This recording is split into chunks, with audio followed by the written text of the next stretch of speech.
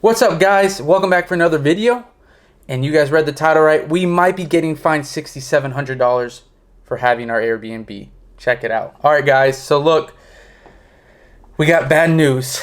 We bought an Airbnb up in the North Georgia mountains in June of 2021. We just 1031 into this property, right? We purchased it from a seller that's lived there about 20 years. He was a snowbird. He lived in Florida in the summer or the winter, and then in the summer moved up here to LJ, Georgia, right in the mountains. So when we were negotiating with the seller, I just want to get straight to the point. We asked him to send us the bylaws, right? The HOA bylaws. He sent them to us. We went through them. He said you could Airbnb. I still never trust a seller, so I said send me the bylaws. We checked. We could Airbnb. We could do short-term rentals.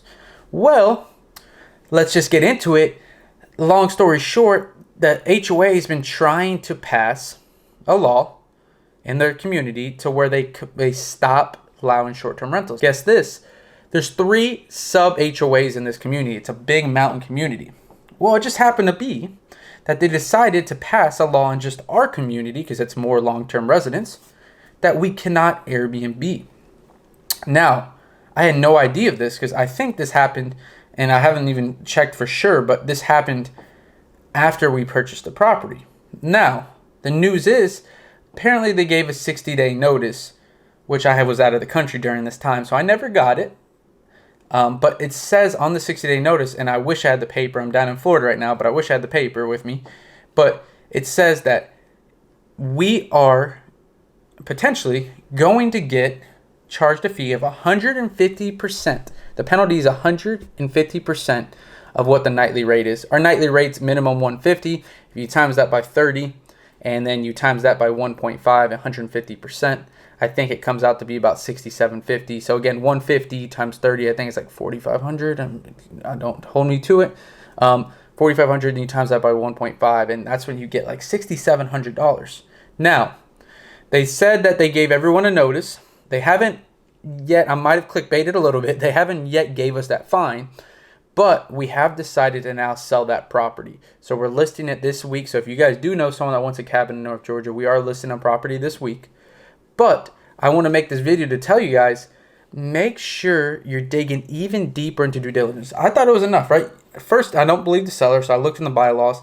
In the bylaws of the community I was looking at, it was one of the other sub-communities. So I screwed up there. But not that I would have found it necessarily, but I should have contacted the HOA, and I should have asked them I should have told them my plans and see what they would have said. They would have at least said to me, Gino, we're thinking of passing this law, so I would probably not buy this to Airbnb. Well, we didn't, so it's a lesson learned. Now, the weird thing here is, guys, if you guys know much about a 1031, right, it's when you can sell a property, you can take the net or the gains that you get from there and push it and defer it into another property so you don't get taxed. For example, we bought this property for $300,000.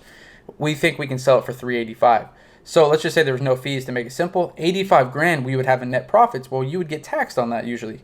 Well, instead, what we would do is we would take that $85,000 of profits and put it towards another deal and defer it and use it to purchase another property tax-free. Now, the one thing on that is that the typical timeline to hold a property in order to do this for the IRS is 1 year. Now, the IRS does not specify exactly the amount of time you need to hold it before you can do a 1031.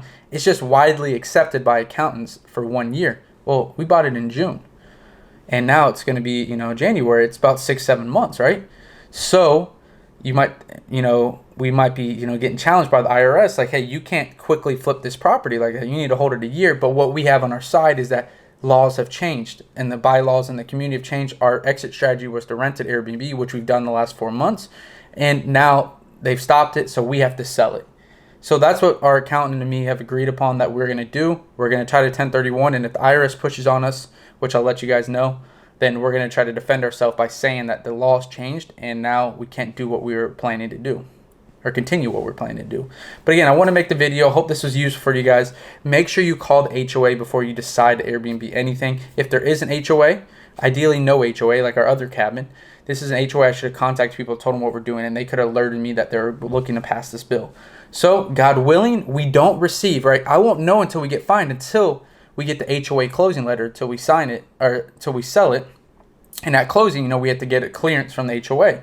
So I'm praying that they don't have a balance on us of all the amount of times we rented it and have those fees. So I'll keep you guys posted. Again, make sure you're contacting HOAs and are 100% certain. Again, this one had 3 sub communities in this, 3 sub HOAs in this whole community. So it was a tricky one. I learned from it. We're going to talk to the HOAs directly now. Make sure we talk to as many as possible. If there is 3, make sure we get an answer on all of them, right?